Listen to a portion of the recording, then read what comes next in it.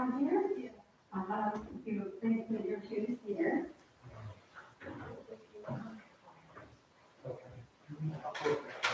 And so you probably should take that. We will be studying for 25 minutes, and we'll do some dramas. There are maps in person or to whichever.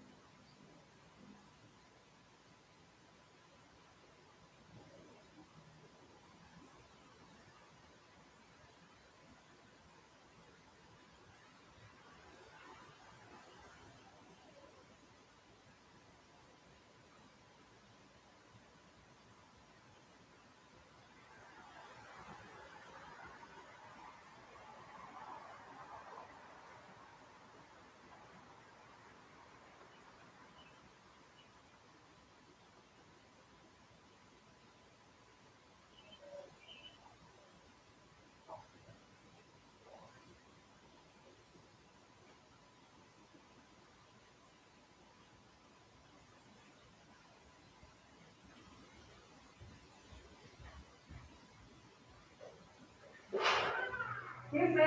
Hello? Hello?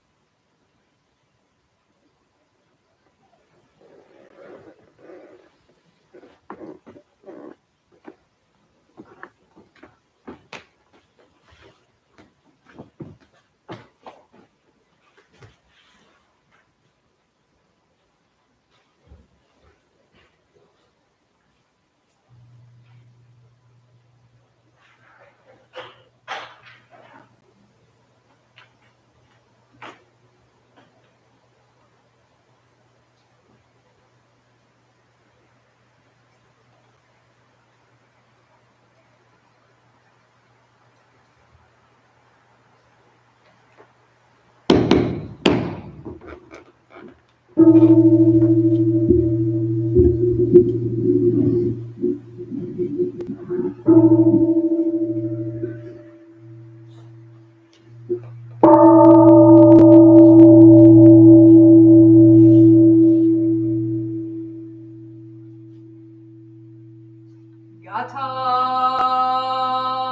for the sound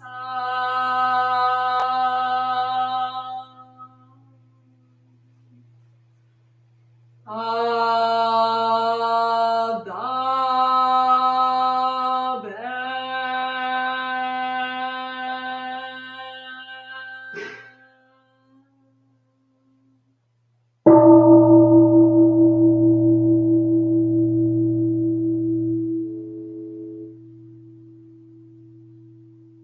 mind calm, body at ease, breathing quiet, sentiment benevolent.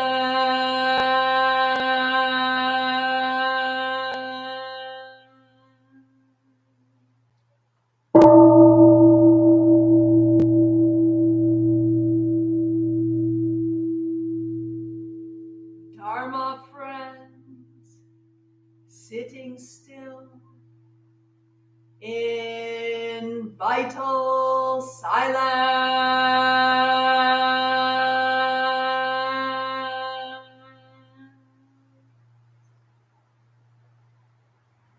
wanting nothing, we practice eco-Buddhism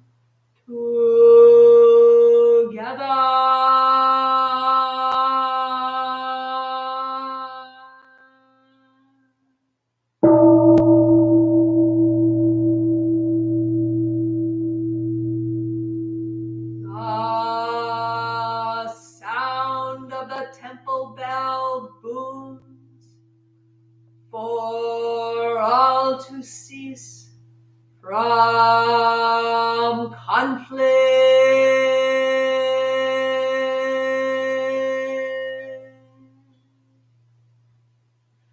May the way of Buddha usher in the dawn of non-violent global village forever.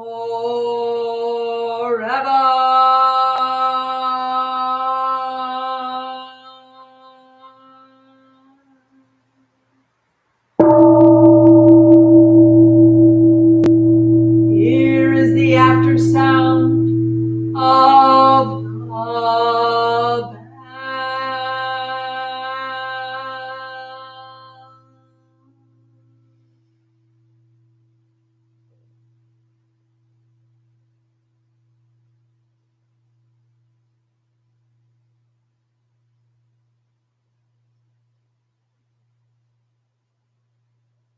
Thunder of silence, light after Dharma rain.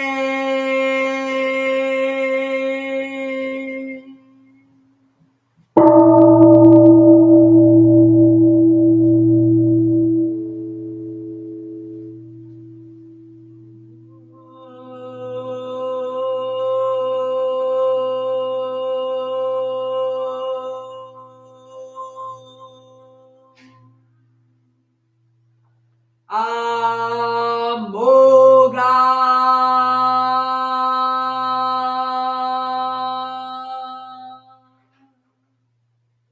Vairochana Mahamudra.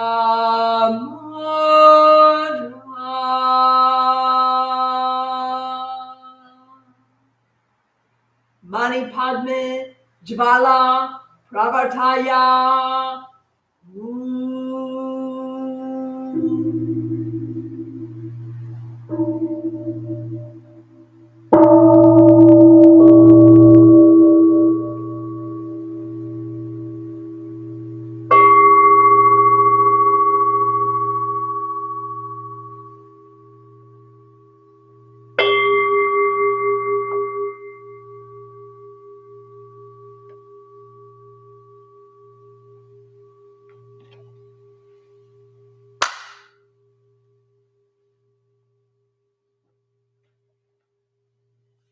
Please stand and join me in chanting of the three refuges.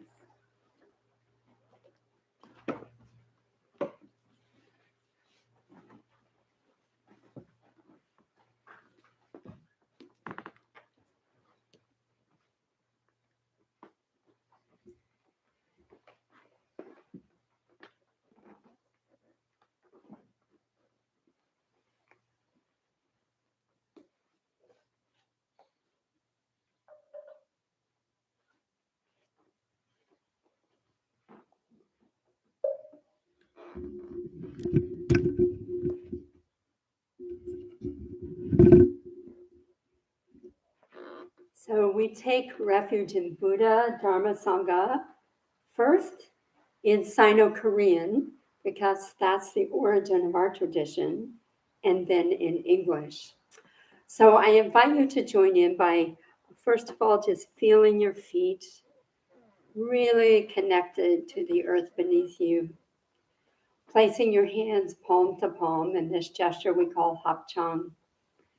And then throwing your voice in as best you can.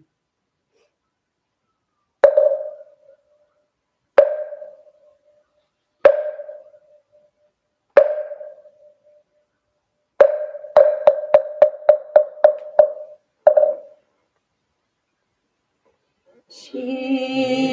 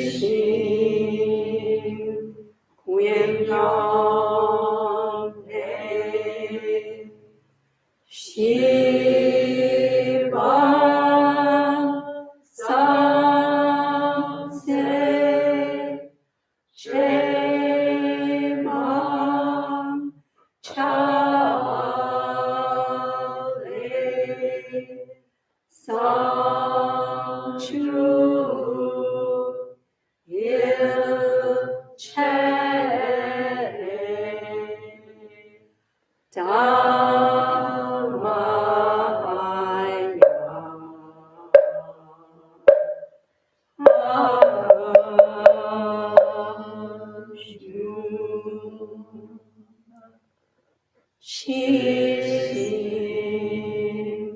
Kwimyon Ne Shi Param Sam Se Che Mam Cha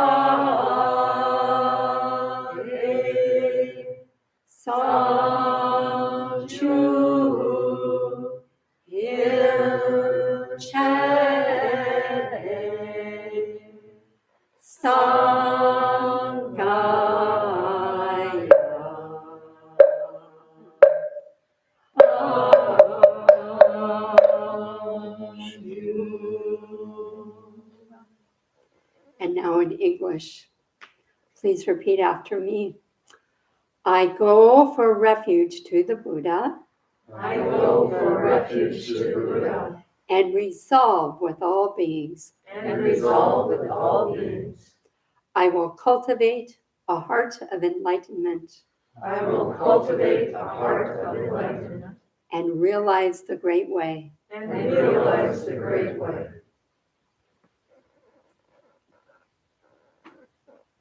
I go for refuge to the Dharma. I go for refuge to the Dharma. And resolve with all beings. And resolve with all beings. I will penetrate the teachings. I will penetrate the teachings. and uncover oceans of wisdom. and uncover oceans of wisdom.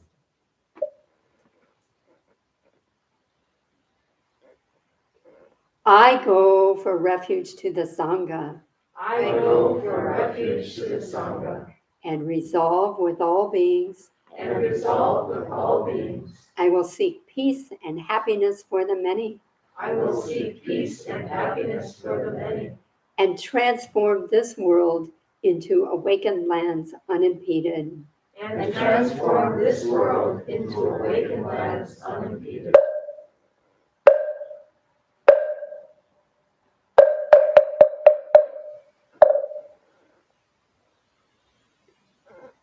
Please return now to your places for another shorter period of meditation.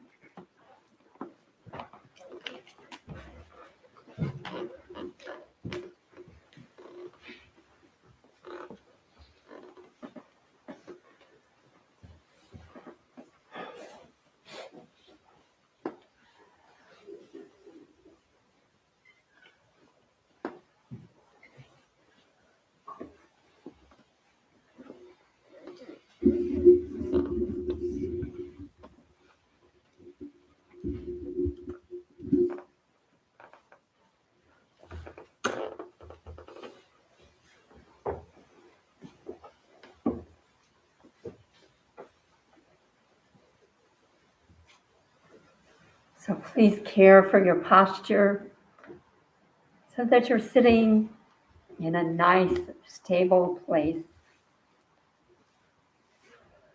Bringing the eyes to the tip of the nose, down to the floor in front of you, just very softly focusing them with no strain. And then placing the tip of the tongue at the back of the top teeth to relax the jaw. Bring your attention to the breath. If you do not have a formal practice, I would suggest counting the breath as we engage in this practice for the next 5 minutes. And you can count only the out breath. So breathe in, and then on the out breath, you'll count. And the counting practice is 5 backwards to 0. So please join me in this brief meditation period.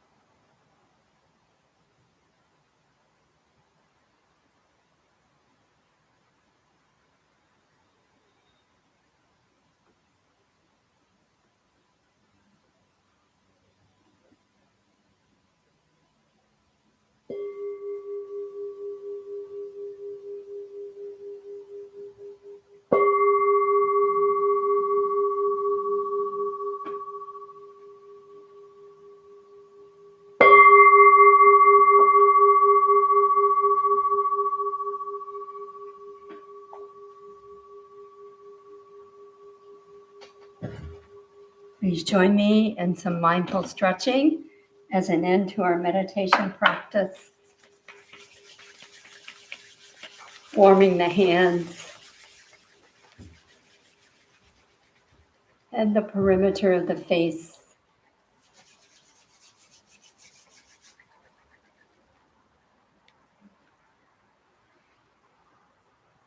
Place your palms over your eyeballs.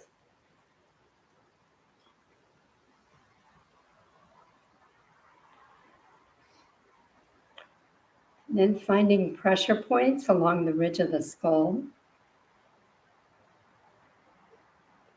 This is very connected with our breathing. So moving from front all the way back to the occipital bones. Massaging the neck a bit. And then working with the earlobes.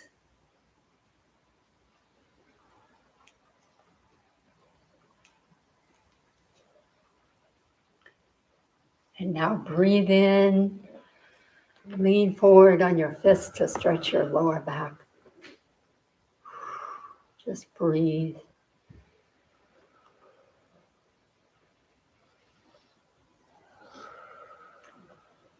Stretching the arms upward.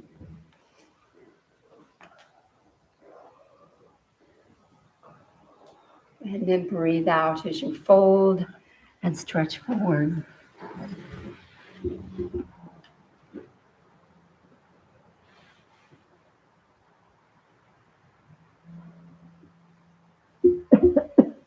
Sitting up and stretching upwards.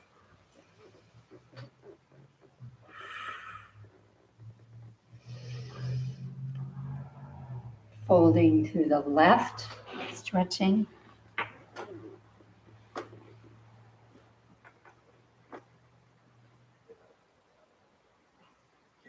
And then to the right.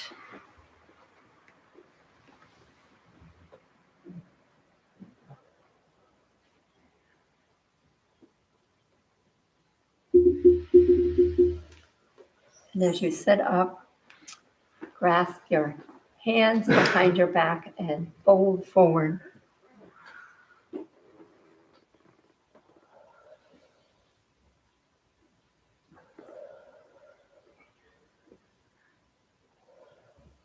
Returning to a seated position, we do a spinal twist to the left.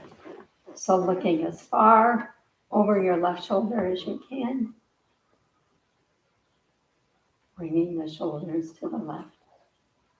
Keeping the back straight.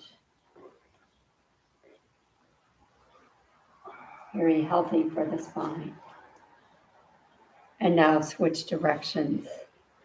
Looking over the right shoulder.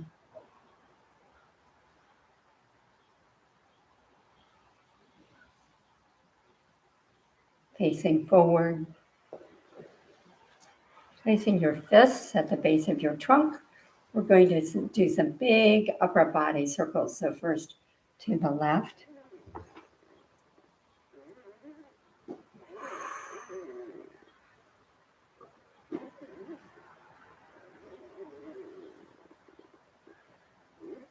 Reverse direction.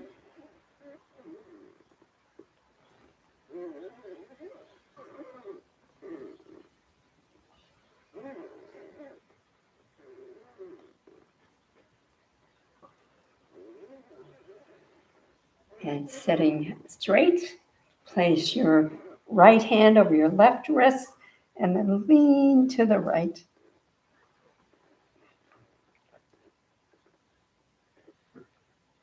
And reversing this motion, lean the other direction.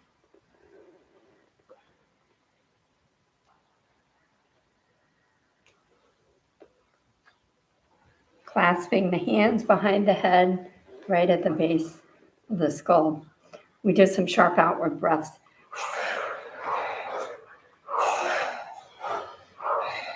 Twist to the left, to the right.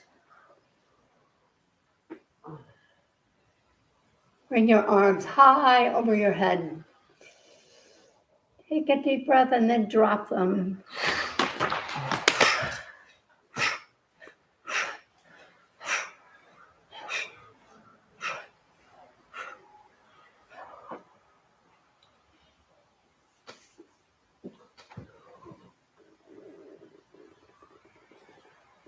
Please sit comfortably.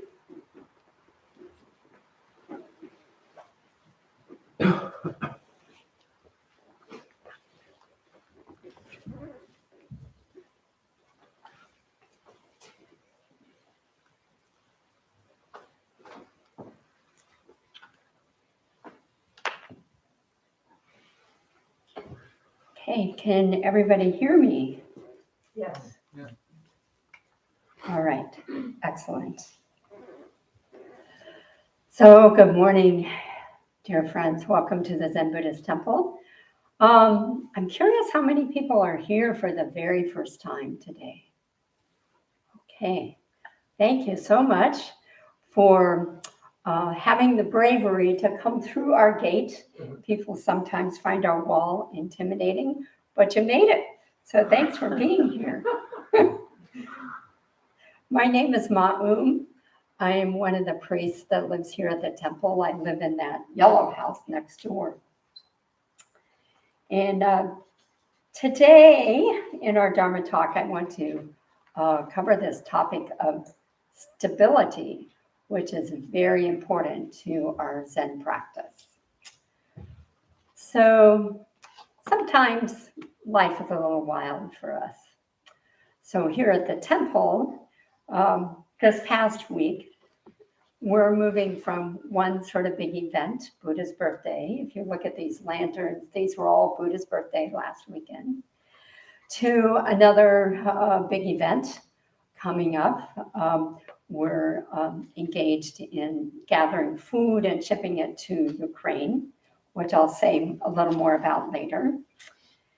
And then we have had a lot of visitors coming and going.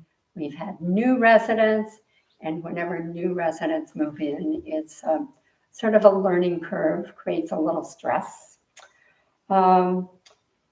Computers misbehave. Interpersonal conflicts are going on, and so on and so on. And I'm sure you have a version of this in your everyday life. And then when tensions run high, for example, we see toxic emails being exchanged. And then on a broader level, there's war in the world, and political exchanges are acrimonious. Controversial court decisions are going on.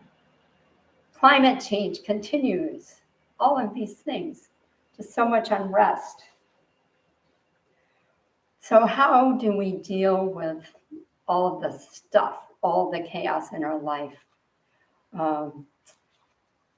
with a sense of calm and equanimity? Because that's one of the points of our practice together. So a lot of people, when they first come to the temple, they say to us, teach me how to meditate. I really need some stress relief. And this stress relief is certainly part of it, a part of what we learn here. Stability is even a little bit broader than that. So we want to be able to, for whatever is going on, to just be able to remain with it and to be able to respond from a place of wisdom. So I want you to think in your life of the most stable person that you know. So take a minute, just bring an image to mind. And then I'm curious what qualities you notice. I'll start with one, and then I'd like you to articulate a few. So one quality I notice in this stable person is that they remain present, even in the midst of multiple demands, and even in the midst of conflict, they're present. So what are some other qualities that people would name? And maybe we'll pass the microphone for this.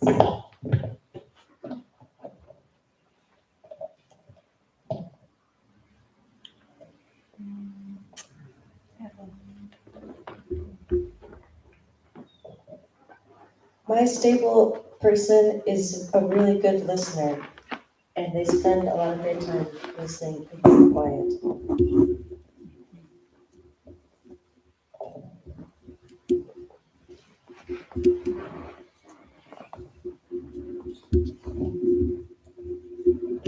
First two things came to my mind was patience and dedication.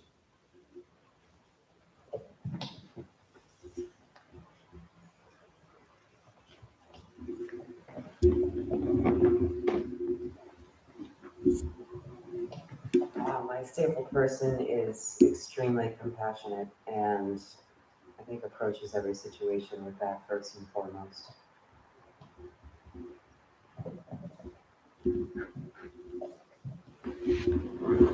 My stable presence is able to keep a wide perspective on things, able to see things not just like through their lens of experience, but maybe through other lenses of experience as well.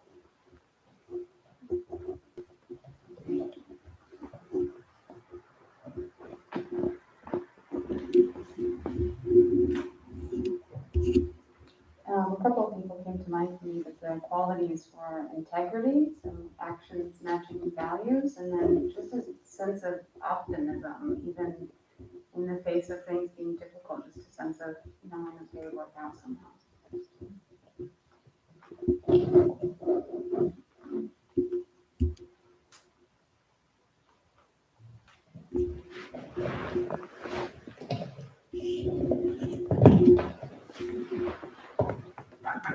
Wow, you guys are really good. You got everything on my list.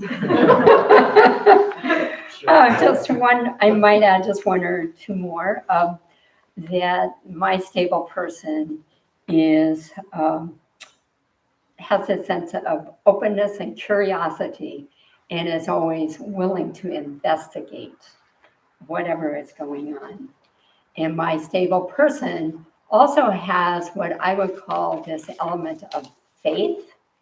And in Buddhism, faith means something different than blind faith or putting our trust in an external sort of entity. Instead, this faith is a deep trust in self and a deep sort of confidence. Our founder, Samu Sunam, said this about faith. It's the Buddhist belief that we can always help ourselves spiritually, no matter what our life is like. The only reason we don't is not our past karmic hindrances or difficulties, but our lack of trust in ourselves. We don't believe that we are originally Buddhas. It is as though we question the existence of the sun on a cloudy day because we cannot see the sunlight. Once the clouds scatter, we realize that sunshine and blue mountains have always been there. Likewise, once we gain wisdom, we know that we've been Buddhas all along. So this idea of Buddha or Buddha nature is the deepest part of ourselves that interconnects all of us. And so having that sense of trust, I think, can help make one a very stable person. So this idea of stability in our Buddhist tradition also is related to the word equanimity. And images about this equanimity. Once one of the Buddha's enemies, his cousin Devadatta, released a raging elephant, and this raging elephant came charging toward the Buddha, and the Buddha just remained still, raised his hand, and then the elephant lay down at his feet. So in the midst of stuff coming at him, remained in this stable, equanimous place. And another story that comes to mind is, this is called Is That So? So I'm just going to read a little bit about this. This is about a monk, Hakunin, who had greatly respected and had many disciples. One time he lived his life in a village hermitage close to a food shop run by a couple and their beautiful young daughter. One day, the parents discovered that their daughter was pregnant. Angry and distraught, they demanded to know the name of the father.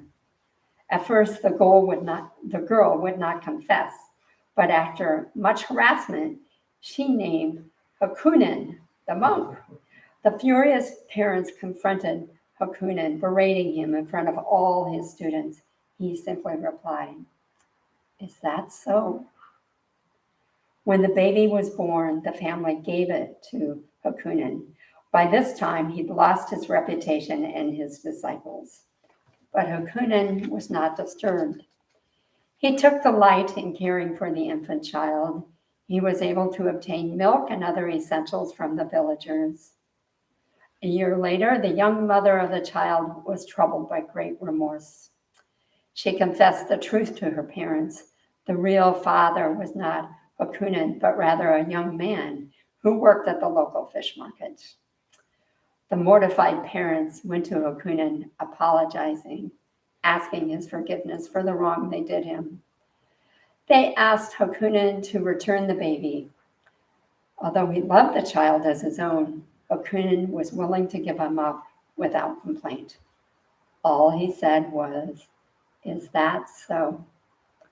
So this idea of equanimity has to do with there's a lot of acceptance in whatever situation is right in front of us.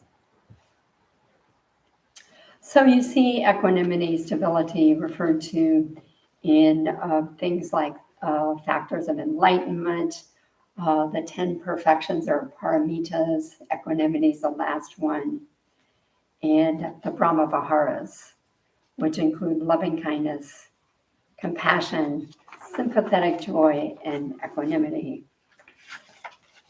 So our purpose today is not so much to dive into Buddhist theory, but rather to get back to this topic of stability and how we cultivate it. From your remarks, it sounded like this is a desirable thing for all of us. So here are some ideas. The first is our meditation practice really helps if you have already a regular meditation practice. Keep at it, good work. If you don't yet have one, I'd encourage you to find a way to build this into your day. This sitting meditation that we do. If you think about what it is that we're learning. So we do it 3 times a day here at the temple. So we have lots of opportunities to practice. And when I arrive at practice, sometimes I sit down, I already feel pretty stable and settled, and I can begin to work with the breath and to expand from there, which I'll get back to in just a second. Sometimes I sit down and really I'm sort of quite agitated, don't want to be there, want to get up. I'm thinking about stuff and I want to get up and go do it and not be sitting there in meditation at all. But one thing I've learned is just sit there anyway. And if I can allow myself to sit there for 10 minutes, things start to change and I'm able to focus more on the breath and come to a calmer kind of state. So as we sit for long periods of time, we learn to work with the impulses of our body. This morning, I was noticing in my meditation practice, I had this itch right here. I just wanted to sit and scratch that itch. And I had kind of a painful leg, so I wanted to shift my position, this kind of thing. But I decided I would just sit with those impulses. And as I did that, I learned a little something about being stable, because it involves sort of being present with whatever it is. And it's good to practice that in this small setting of just sitting, so that when I'm confronted with something bigger, I can remain still and remain present more easily. So what we're really doing in our meditation practice is cultivating the capacity to be with sort of a full range of experience. And that, I think, is what's precious about it. So meditation practice, but this sitting is not the only thing we can do to help us cultivate stability. Embodiment really helps. Go for a walk, go for a run, garden, do prostrations. So the body has a lot of wisdom. And when we allow ourselves just to totally be with whatever bodily experience we're having, we don't get so caught up in the stories and the muddled thoughts. We had a student meeting yesterday, and we were talking about stability. When is it that we experience, well, actually it was concentration is what we were talking about. When do we experience the greatest concentration? And as we went around the room, it was very interesting. Almost every person said something about when they were in an embodied experience. So one person talked about skiing and just really having to be fully into the moment of skiing, not thinking about anything else when they're doing skiing. Another person talked about art, having this experience for them, just, painting, working with mosaics, things like this. Running will do this for people as well, just sort of being in the zone. That's what we mean by this full-on concentration practice in which we're really present. Third suggestion, practice doing just one thing at a time. This is really tough in this multitasking world of ours. But I find that if I have the duty of preparing lunch and I'm supposed to be there at a certain time, I shouldn't stop at the mailbox on my way over to the kitchen to prepare lunch. Because when I do that, then I read the mail, who's this for? I want to distribute it to that person. I want to open the letters, respond to them, this kind of thing. When what I want to do, what I should be doing is just one thing, go to the kitchen and cook. And when I'm in the kitchen, trying to work on things in a very purposeful way, and to do them mindfully, not so much, well, what are all the things in the fridge I can pull out, and how fast can I do this, and how fast can I get it on the table, which has, yes, it feeds people, but it doesn't nourish them, because the difference between food that has been well and mindfully prepared and food that has just been thrown on the table. Fourth suggestion, recognize where you already have stability and build on that. So it's easy for us to recognize our own faults, but let's also take some time to give ourselves credit for what we do well and to build on that. So one sort of strength that I notice in myself is I'm pretty good about schedules. I'm pretty good about being where I'm supposed to be at the right time. Now it's true, I can be a little rigid about that and I can go in the other direction. But if I just take that as a practice of stability, and I show up fully present, that can inspire others maybe to start doing the same.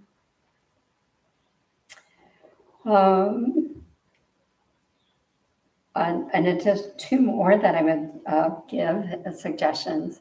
One is to work on letting go. And you say, well, how can this be stability? It sounds like, well, if you let go, things will just kind of go wild. But in fact, this is sort of opening up, and it's connecting with this spirit of curiosity.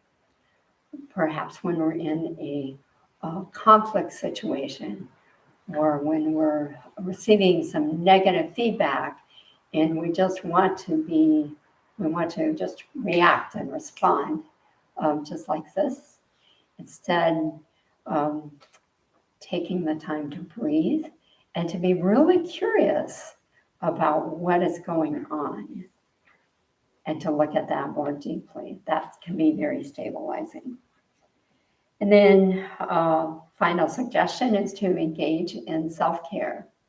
All of us need to do this on a regular basis. So what is it for you?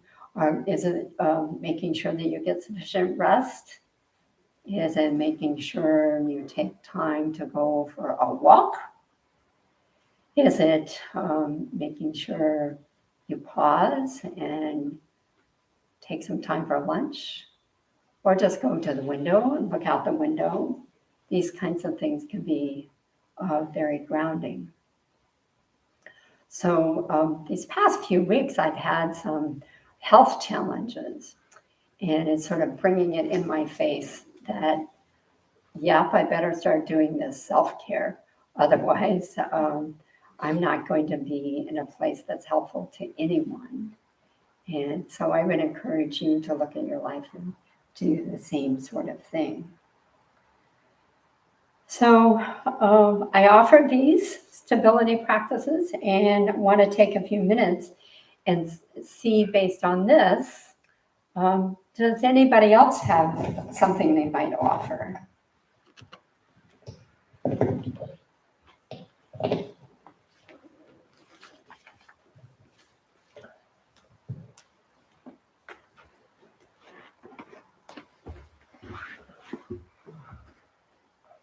Gee, that must mean I covered them all. Covered them all. Here we go.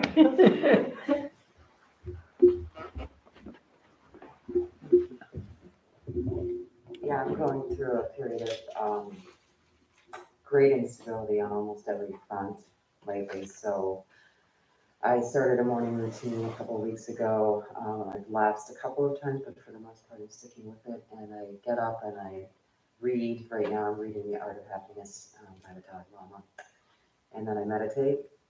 Still not very good at it, but I'm getting there.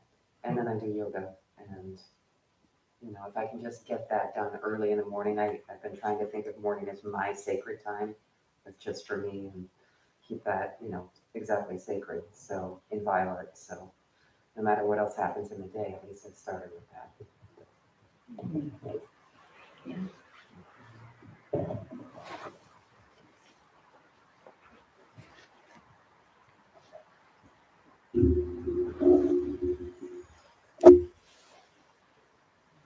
Okay. In the era of technology, I think it's important in this discussion to just bring up devices and social media real quick, because I have instituted some Buddhist practices around that help me.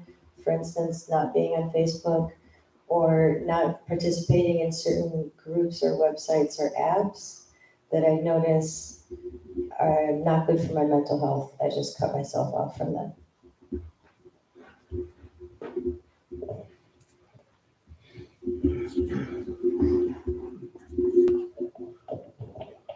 I have a similar morning routine, slightly different order, but I do that too. But then another thing I do in my morning routine is make sure that I write my to-do list. sometimes it's the same things I do every single day, but I still write them down because I just have like to cross them off and feel like I accomplished something. And then since I am getting a little older, I make sure that I make one of my daily routines is something to activate my brain, chess puzzles, word games, and things like that.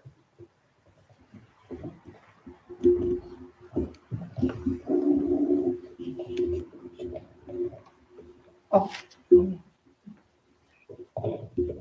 share.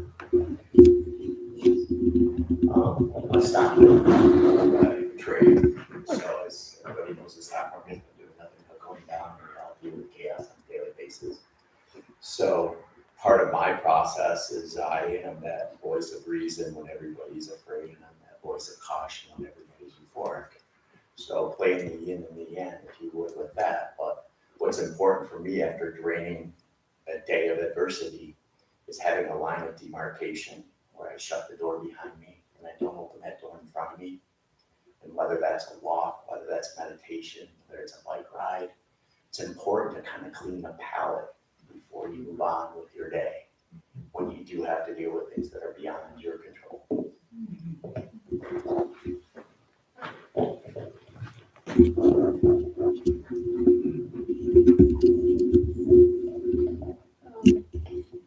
So all the things you were mentioning were like, Could you oh, sorry, speak up?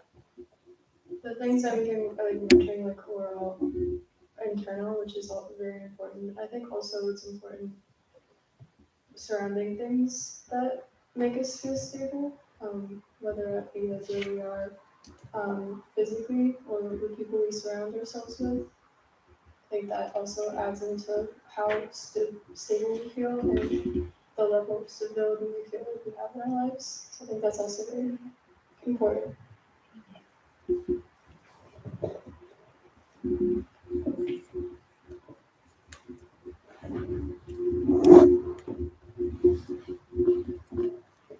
Thanks for being the runner this morning. I know.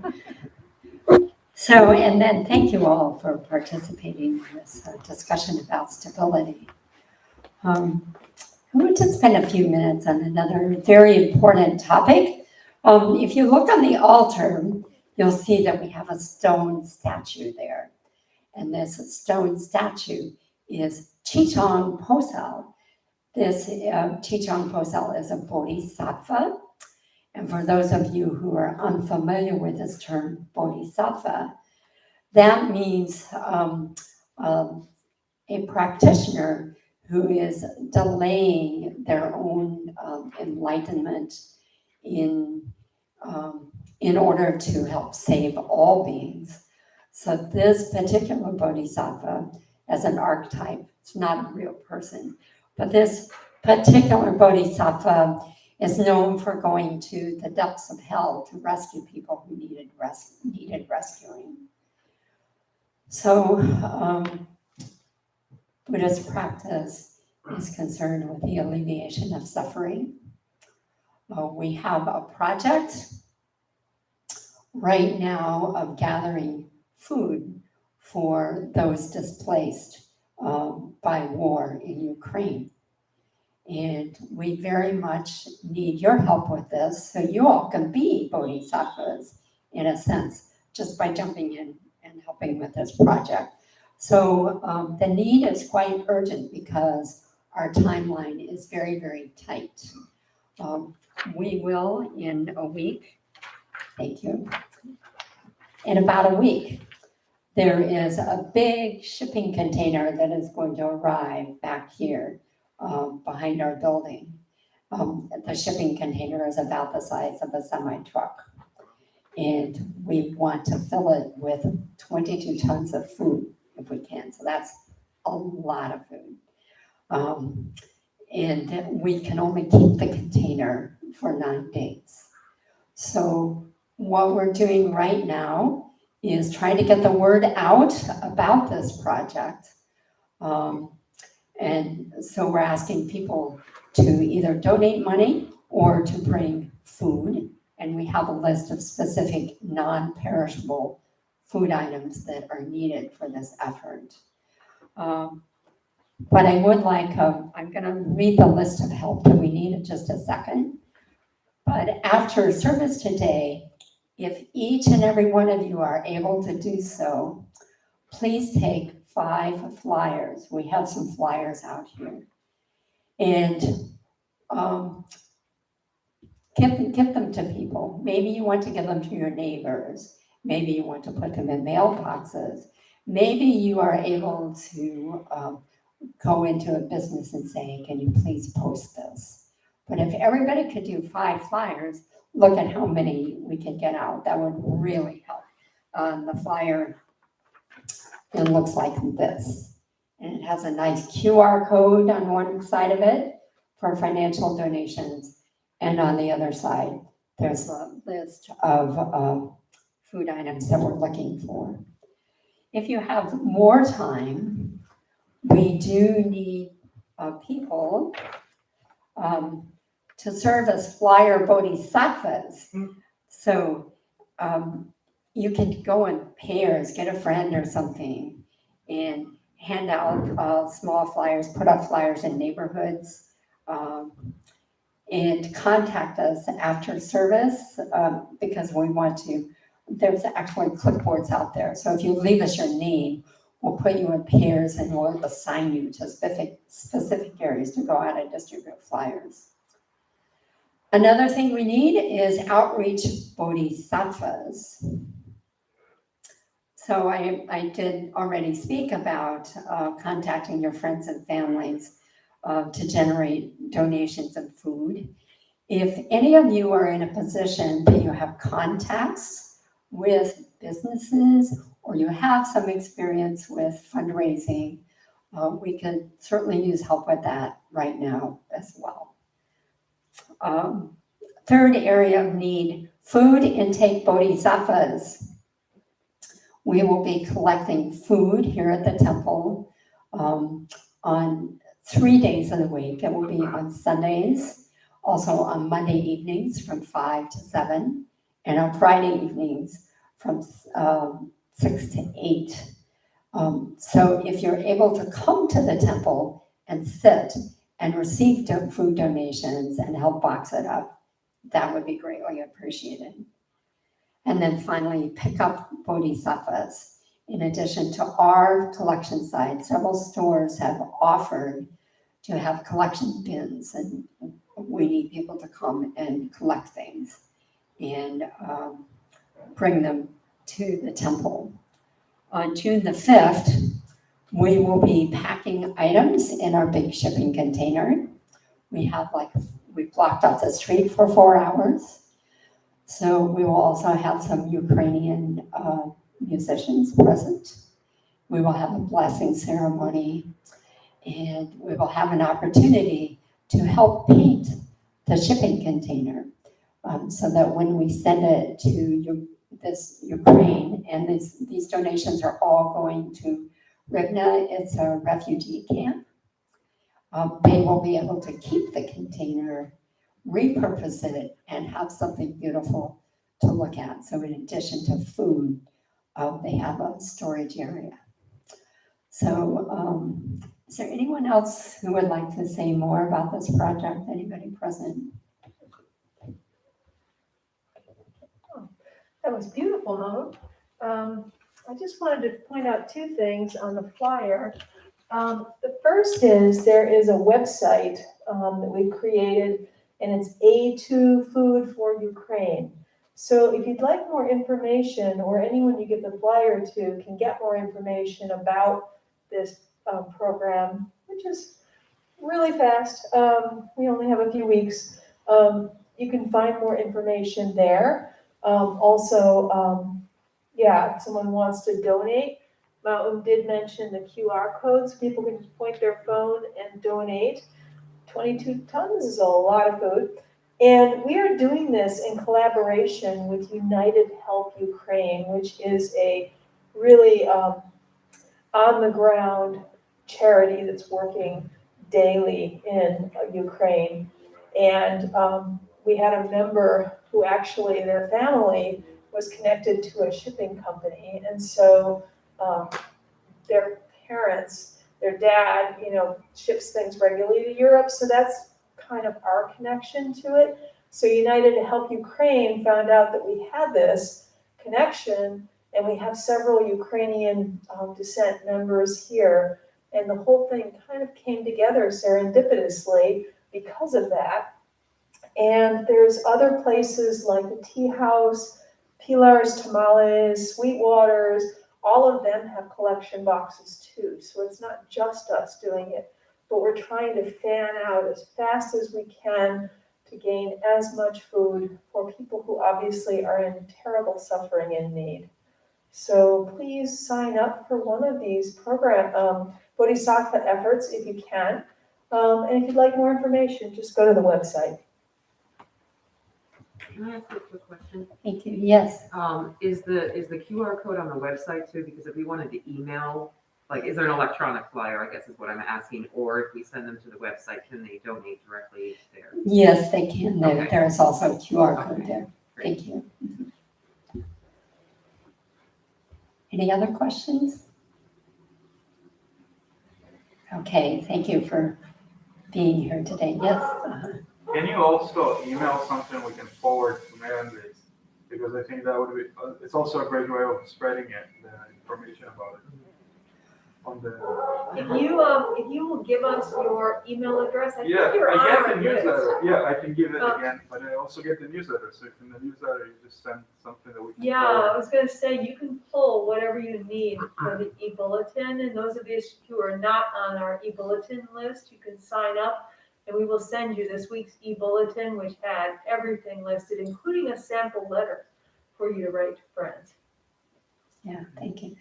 And those of you who are on social media, I know Hassan just told us they are avoiding social media. But if you are on social media and want to send things out that way, it would be appreciated. Okay. Great. Let's close with the 4 great vows. So if you can just repeat after me. All beings, one body. All beings, one body. I vow to liberate. I vow to liberate. Blind passions, one root. Blind passions, one root. I vow to terminate. I vow to terminate. Dharma gates, one mind. Dharma gates, one mind. I vow to penetrate. I vow to penetrate. The great way of Buddha. The great way of Buddha. I vow to realize. I vow to realize. Could I please make one announcement? Oh, yes, I'm sorry. Other announcement. Are you making some announcements? No, Yeah. go ahead. Just that the weeds are getting ahead of us in the garden. And so if you could just spend 10 minutes after service and after signing up for Ukraine Help, that would be much appreciated. I'll meet people who just 10 minutes, a bunch of us can really get a lot of weeding done. And who might be interested in that, just so I know? One? Okay, great. 2, 3. Great. Perfect. And I've got some announcements here coming. It's June, we have slightly different plans. I thought maybe I should bring it up. It looks like starting on June 12th, the week after our final blessing of the shipping container, we'll be going on recess for the summer, and that's through July 3rd. So you guys might want to spread the word too if you know anyone that might be coming then.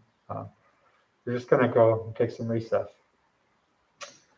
But before then, we are scheduling a meditation course, an overnight meditation retreat.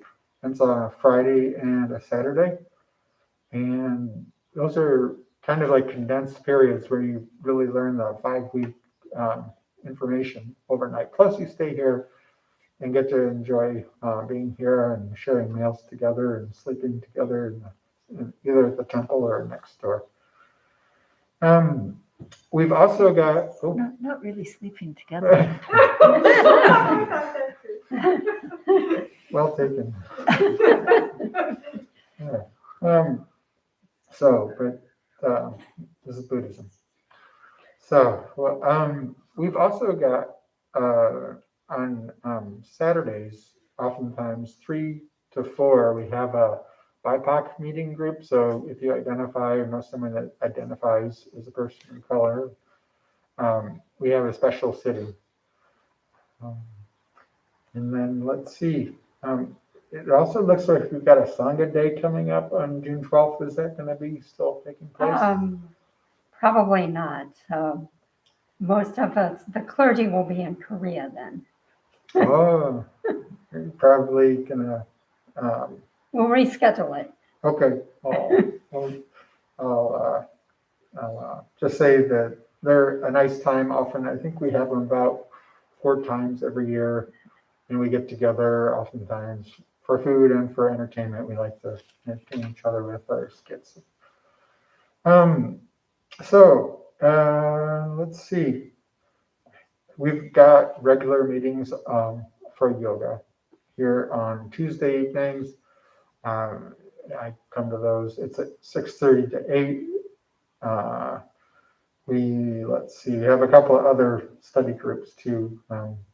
Wednesday evenings at 6:30, meditation study, and Thursday morning 9:30 with the Bodhisattva. Well, one thing I forgot to mention, my name is Samoon, and you can know me on the street as Vince Marshall. Pleased to meet some new people today and see some longtime people I haven't seen in a while. And Dharma recovery. Dharma recovery. Change of Recovery location. Dharma. Oh, is there a change? Where are you guys gonna meet? Yes. There's What a is it? flat in the basement. If it's just you and I, we'll probably just meet out front, but if other people come, it's gonna be over to the conference hall. So is there anybody here that plans on attending Recovery Dharma afterwards? Going once, going twice, okay. Apparently our catacombs got slightly dampened, so. Yeah.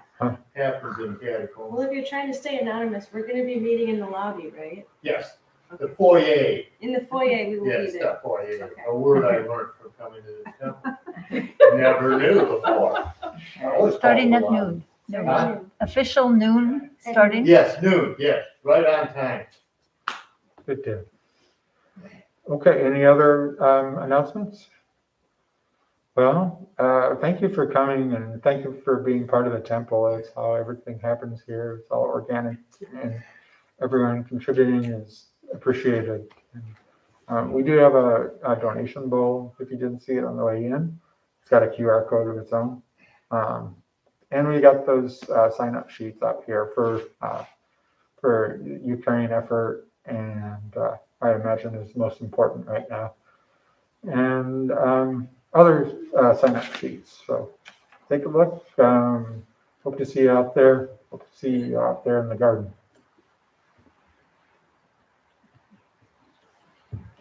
Thanks, Samir. So let's all stand and we'll close with 3 formal vows.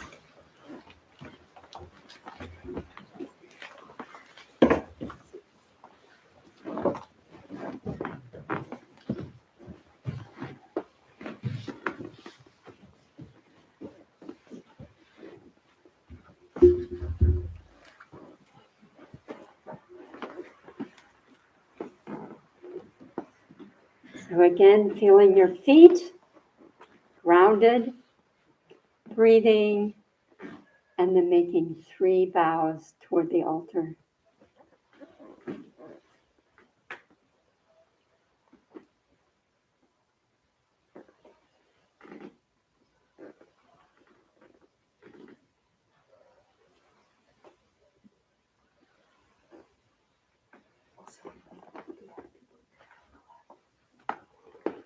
Yes, if you leave the mats and cushions that are touching the carpet, the rest can be put away for those who wish to do so.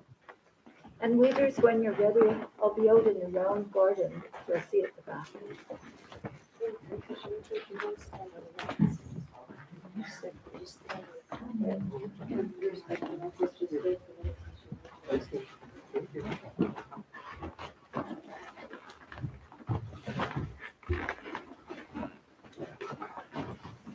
Your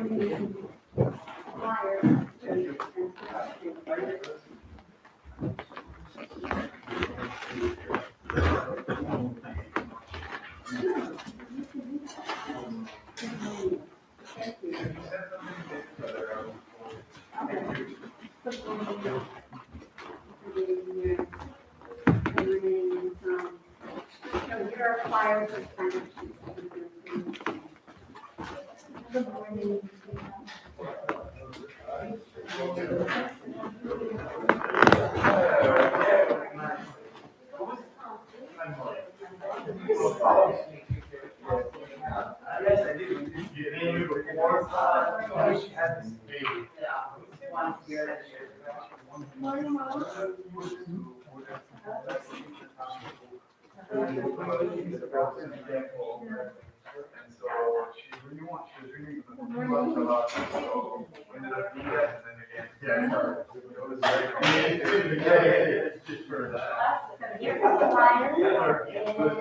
I was gonna say, oh, I could run home real quick, and then I realized I'm being. All right.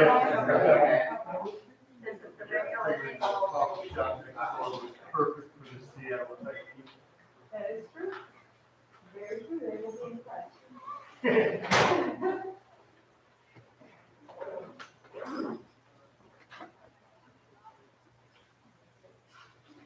Who's gonna lead our meeting? You guys, lead that? No. But you can garden, you can help weed my farm anything you want. Wow. It might be a little more overwhelming than the temple garden. Size wise, yeah, I'm not sure from what you're saying about weed like that, but then, I don't know. I'm big on cover crops.